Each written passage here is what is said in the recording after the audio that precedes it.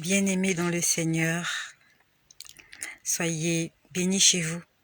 Que la gloire, l'honneur, la puissance, le règne et l'excellence reviennent à notre Dieu, le Créateur du ciel et de la terre. Celui-là qui nous permet une fois de plus d'être encore vivants et de pouvoir partager une fois de plus ces moments. Par cette occasion, j'aimerais nous édifier. J'aimerais répondre à une bien-aimée avec qui j'ai discuté hier, une bien-aimée qui est abonnée à cette chaîne, qui m'a posé un problème. Et j'aimerais lui répondre au vu de tous, afin que cela nous serve d'édification et de partage. Cette bien-aimée, elle m'a dit qu'elle avait un prétendant. Et que ce prétendant-là avait été marié. Il avait été marié et que suite à des problèmes dans son couple, il s'était séparé de sa femme avec qui ils ont des enfants et que sa femme s'était remariée. Et cette bien-aimée a été sollicitée par cet homme qui avait déjà été marié une fois et qui l'a proposé en mariage. Elle était en train de me demander est-ce qu'elle était dans la volonté de Dieu ou pas. Ma sœur, je vais prier pour toi.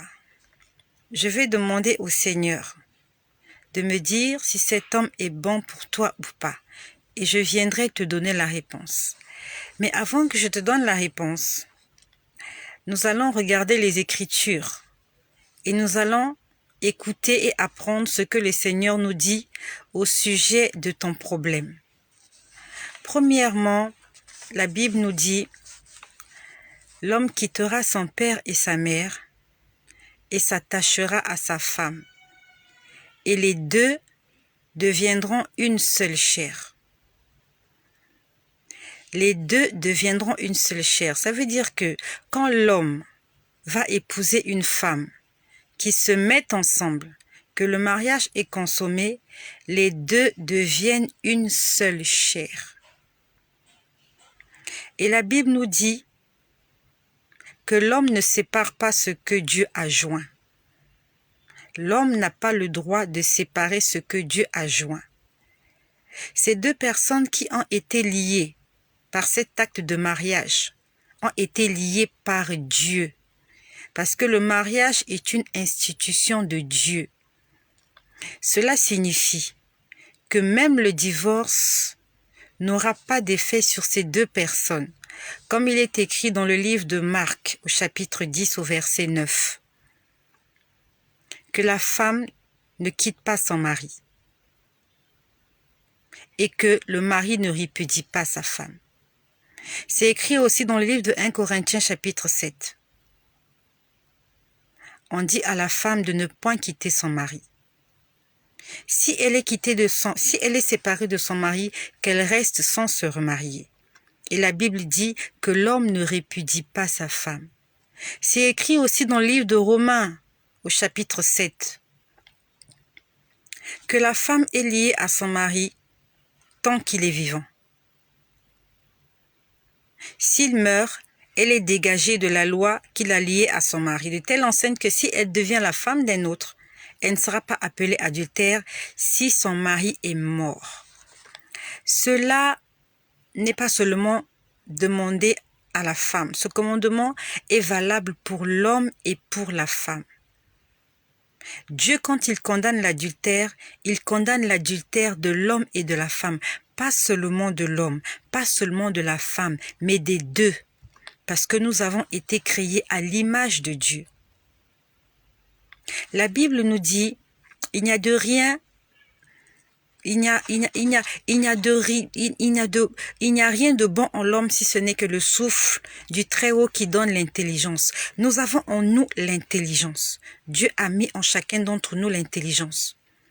À partir du moment où nos premiers parents, Adam et Ève, ont consommé le fruit de l'arbre de la connaissance du bien et du mal, ce bien et le mal sont en nous. Nous connaissons le bien et le mal. Et le bien, c'est le souffle de Dieu, c'est la vie que nous avons en nous. C'est ce qu'on appelle vulgairement la conscience. La conscience, c'est l'interpellation de Dieu dans notre vie. La Bible nous dit, ne savez-vous pas que vous êtes le temple de Dieu et que l'Esprit du Seigneur habite en vous? L'Esprit de Dieu habite en chaque homme.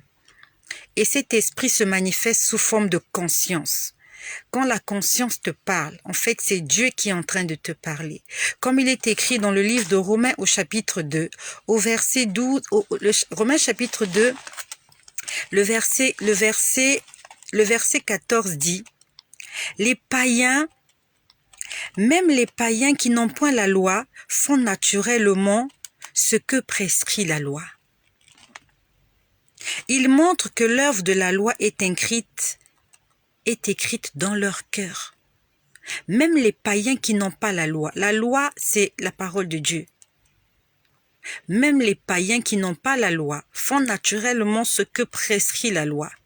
Par cette œuvre, cela veut dire que la loi est inscrite dans leur cœur, à telle enseigne que leur conscience et leurs pensées s'accusent ou se défendent à tour de rôle. Nous avons les lois de Dieu inscrites dans nos cœurs. Et les lois de Dieu, c'est la conscience que nous avons. C'est cette voix qui nous interpelle, qui nous dit « ne mange pas, ne bois pas, ne touche pas, ne regarde pas ». Et si cette voix t'interpelle en te disant que tu n'as pas le droit, il n'y a pas d'échappatoire pour toi. Parce que dans le verset 12, toujours dans Romains 2, verset 12 dit « Tous ceux qui ont péché sans la loi périront sans la loi. Et tous ceux qui ont péché avec la loi périront avec la loi. » Seront jugés par rapport à la loi. Non seulement que nous avons l'Esprit de Dieu en nous, nous avons la conscience, mais nous avons aussi la loi. Ça veut dire que nous avons ces deux choses qui nous accompagnent, nous en tant qu'enfants de Dieu. Nous avons premièrement l'Esprit de Dieu, la conscience qui nous interpelle en nous disant que c'est bon ou c'est pas bon. Deuxièmement, nous avons la parole de Dieu qui est la Bible. Donc, il n'y a pas de raison échappatoire pour dire que je ne savais pas. La Bible dit qu'un homme est lié à sa femme tant qu'ils sont vivants. Et toi, en tant qu'enfant de Dieu, tu sais que c'est Dieu qui a parlé. Et tu ne peux pas aujourd'hui venir te cacher derrière la parole selon laquelle la personne qui te fait la proposition de mariage n'est pas consciente de cela. Même si la personne n'est pas consciente, toi, tu en es consciente. Et la Bible dit dans Galates, on ne se moque pas de Dieu. On ne se moque pas de Dieu. Si Dieu a mis ses paroles dans ton cœur, c'est pour que ces paroles puissent produire du fruit. Tu ne peux pas dire à Dieu que c'est pas vrai. On ne se moque pas de Dieu. Tu ne peux pas dire à Dieu que je ne sais pas, alors qu'au fond de toi, tu le sais. Éphésiens chapitre 5, verset 10 dit « Examinez ce qui est agréable au Seigneur.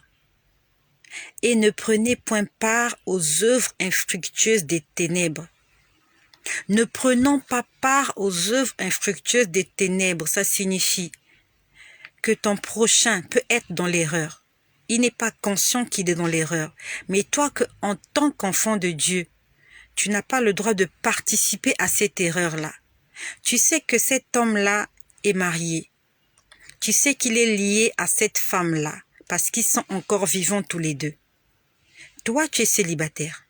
Mais le fait que tu le saches déjà, il y a déjà la conscience qui t'interpelle, à telle enseigne que quand cette personne viendra vers toi, il y a une voix qui te dira « Cet homme est en train de commettre l'adultère parce qu'il est encore lié par la loi à sa femme. Cette femme est en train de commettre l'adultère parce qu'elle est encore liée à son homme par la loi. » Et que toi, si tu te mets avec cette personne, tu es en train de participer à son péché. Éphésiens 5, 10 dit « Ne prenez pas part aux œuvres infructueuses des ténèbres. Ne soyons pas complices. L'autre a péché, oui, mais toi ne participes pas à ce péché-là. Et ne te cache pas derrière le fait que l'autre est ignorant. L'autre ne sait pas, mais toi tu le sais. Le fait que toi tu le saches, tu dois parler à l'autre, tu dois l'interpeller et non participer. Parce que chacun de nous sera jugé d'une manière ou d'une autre. Chacun de nous rendra compte à Dieu pour ce qu'il aura fait. Peut-être que le monsieur ne sait pas, mais toi tu le sais. Lui, quand il comparaîtra devant le tribunal de Dieu, il dira « Seigneur, je ne savais pas ». Mais toi, quand tu comparaîtras devant le tribunal de Dieu, qu'est-ce que tu diras? Est-ce que tu savais ou tu ne savais pas que c'était mauvais? Lui, il rendra compte pour ce qu'il aura fait.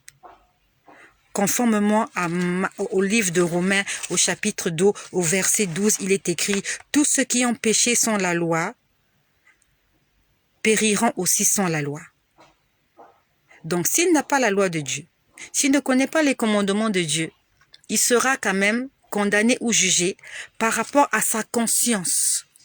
Et toi qui es enfant de Dieu, tu seras jugé non seulement aussi par rapport à ta conscience, mais par rapport à la loi, par rapport à la Bible, par rapport à la parole de Dieu. Donc tu seras doublement condamné. Doublement. Et ta conscience va te condamner. Et la parole de Dieu va te condamner. La Bible nous dit dans le livre de Jérémie, Dieu veille sur sa parole afin de l'accomplir. Il n'est pas le fils de l'homme pour mentir. Il n'est pas un homme pour se repentir. Ce qu'il a dit, il le fera. S'il a dit aucun adultère n'héritera le royaume des cieux, alors aucun adultère, qui qu'il soit, n'héritera le royaume des cieux. Et Éphésiens 5:10 nous dit, ne prenez pas part, ne participez pas, n'ayez rien de commun avec les œuvres des ténèbres. Je vais prier pour toi, ma sœur, afin que le Seigneur me dise ce qu'il en est de cette personne. Mais le Seigneur a déjà parlé à ton cœur. Le Seigneur t'a déjà interpellé pour te dire que cet homme est déjà marié.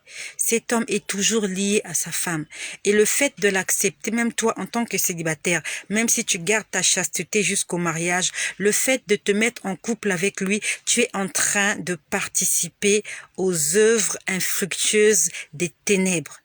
Non seulement ta conscience te jugera, mais la parole de Dieu aussi te condamnera. Soyez bénis et que le nom de Jésus-Christ soit glorifié.